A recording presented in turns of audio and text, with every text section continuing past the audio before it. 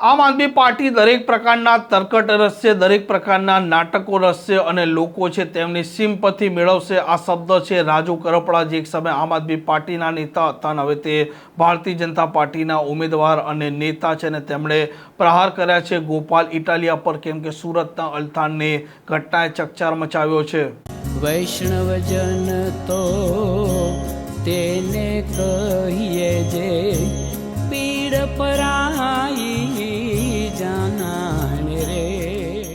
નમસ્કાર, આપ જોઈ રહ્યા છો નવજીવન ન્યૂઝ અને હું છું આપણી સાથે તોફિક ગાંચી. સુરતના અલથાણમાં જે પ્રકારે એક સગીરા સાથે છેડતીનો બનાવ બને છે, પોલીસ છે તે આરોપીને ઘટના સ્થળે લાવે છે. તે સમયે પોલીસ અને આ લોકો છે તે આ આરોપીને ફટકારે છે, પરંતુ એકાએક કેટલીક મહિલાઓ છે તે હર્ષસંઘવી હાય હાયના નારા લગાવતા ખળભળાટ મચી જવા પામે છે. અને ત્યારબાદ સાંજના સમયે એક કથિત ઓડિયો સામે આવે છે, જેમાં દાવો કરવામાં આવે છે કે આ અલથાણનો જે મામલો ઉપસ્થિત થયો હતો તેમાં આ આરોપી અને અન્ય લોકો છે તે આક્રોશ વ્યક્ત કરી રહ્યા છે, પરંતુ જો યોગ્ય રીતે આક્રોશ વ્યક્ત ન થયો તો હર્ષસંઘવીને તેની ક્રેડિટ મળશે. તે માટે આ કથિત ઓડિયોમાં ચર્ચા થાય છે અને ત્યાર પછી આમ આદમી પાર્ટી પર આરોપ લાગતા રાજુ કરપડા મેદાને આવે છે અને આમ આદમી પાર્ટીના ખેલને તે ખુલ્લો પાડે છે.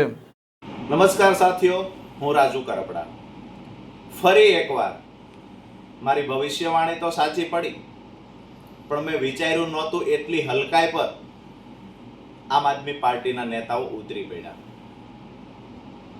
મને એવું હતું જનતા રેડ કરીને સહાનુભૂતિ મેળવશે, સ્ટિંગ કરીને સહાનુભૂતિ મેળવશે, ખોટી નવટંકીઓ કરીને ગુજરાતની સુરતની જનતાને ગેરમાર્ગે દોરવાનું કામ કરશે. મેં એવું ક્યારેય નહોતું વિચાર્યું કે એક દીકરીનો પણ, સગીર વયની દીકરીનો પણ ઉપયોગ કરી અને મત મેળવવા માટે, સત્તા મેળવવા માટે આટલી હલકાઈ પર અમુક લોકો આમ આદમી પાર્ટી નેતા ઉતરી પડશે.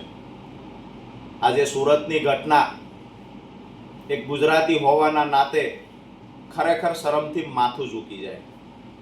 સત્તાનો ઉપયોગ કરવા માટે દીકરીનો ઉપયોગ કેટલું વ્યાજબી છે. સુરતની અંદર મોહમ્મદ અઝીઝ નામના વ્યક્તિએ પાટીદાર સગીર દીકરીની છેડતી કરી. તરત જ થોડી વારમાં મોટી સંખ્યામાં પાટીદાર સમાજની સાથે અન્ય સમાજ એકઠો થયો. હું હંમેશા કહું છું, કોઈ પણ દીકરીની છેડતી ક્યારેય સાખી ન લેવાય. પાટીદાર સમાજની દીકરી હોય કે અન્ય સમાજની દીકરી હોય, દીકરી માં અને બેન જ હોય. તકલીફ અને દુઃખ એ વાતનું છે કે દીકરીની છેડતી થઈ, મોહમ્મદ અઝીઝ નામના વ્યક્તિએ છેડતી કરી, પોલીસે તરત એને પકડી લીધો, મેથી પાક ચખાડ્યો, કાયદેસરની કાર્યવાહી ચાલુ કરી. પરંતુ એ અરસાની અંદર તરત જ મોટી સંખ્યામાં એક ટોળું ભેગું થાય છે, એક સમાજના લોકોને ઉશ્કેરીને ભેગા કરવામાં આવે છે. ત્યાર પછી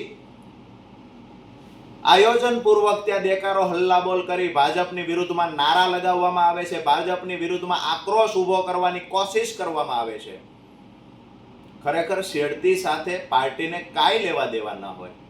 છેડતી થઈ છે 100% એવા લોકોને મેથી પાક ચખાડવાનો હોય, એવા લોકોને જિંદગીમાં ક્યારેય બીજો કોઈ માણસ છેડતી ન કરે એવી કાર્યવાહી એના પર થવી જોઈએ ને, જે સુરત પોલીસ કરી રહી છે. મહત્વની વાત એ છે કે સહાનુભૂતિ મેળવવા માટે થઈ અને 26 તારીખના મતદાનમાં આમ આદમી પાર્ટી પોતાને ફાયદો મળે એના માટે થઈને આયોજનપૂર્વક જે સ્ક્રિપ્ટેડ રીતે આખી જે નવટંકી ઊભી કરી છે એનો ઓડિયો બહાર આવ્યો. પાપ સાપરે ચડીને પોકાર્યું. ઓડિયો બહાર આવ્યો, જેમાં 29 નંબરના વોર્ડ પરથી લડી રહેલા જીવરાજભાઈ નામના કોઈ માણસનો, એમના નજીકનો વ્યક્તિ છે, એ ફોન પર ચર્ચા કરે છે કે ટાઈટ રહેજો, હકા રહેજો, હર્ષભાઈ સંઘવીને અને પોલીસને જશ ન મળવો પડે, આપણે ટોળાઓ ભેગા કરવાના છે, આમ આદમી પાર્ટીને ફાયદો કરાવવાનો છે, આજે મોહમ્મદ અઝીઝ છેડતી જેને કરી એને છોડાવી લઈશું, ચિંતા નહીં કરતા. આખી જ્યારે પોલીસે તપાસ કરી, જે મહત્વના જે લોકો હતા એની પૂછપરછ કરીને આ અત્યારે જ શા માટે છેડતી થઈ, જ્યારે તપાસ કરવામાં આવી તો પોલીસને સફળતા મળી અને જે લોકો દીકરીનો ઉપયોગ કરી અને રાજકીય રોટલા શેકવાના પ્રયત્ન કરતા હતા એ લોકો ઉઘાડા પડી ગયા છે. સુરતની જનતાને નમ્ર વિનંતી કરું છું કે આમ આદમી પાર્ટીને જેને પણ ઓળખી લીધી છે એ લોકો એનાથી શેડો ફાડી રહ્યા છે. ગુજરાતમાં ઘણા લોકોએ શેડો ફાડી દીધો છે. દિલ્હીમાં પણ ગઈકાલે 7 સાંસદોએ શેડો ફાડી દીધો છે. આજે પરેશભાઈ ગોસ્વામી ખેડૂતો માટે હર હંમેશા લડતા, એને પણ શેડો ફાડી દીધો છે. મહત્વની વાત એ છે કે આમ આદમી પાર્ટીની કથની અને કરનીમાં તફાવત છે. રાજકીય લાભ લેવા માટે, સત્તા મેળવવા માટે તમામ પ્રકારની હદો વટાવી ચૂક્યા છે, તમામ પ્રકારની હલકાઈ કરી ચૂક્યા છે. નમ્ર નિવેદન કરીએ સુરતની જનતાને કે જ્યારે સગીર દીકરીનો કોઈ ઉપયોગ કરી સત્તા મેળવવા માંગતા હોય તો એવા લોકોને આવતીકાલે સબક શીખવાડજો.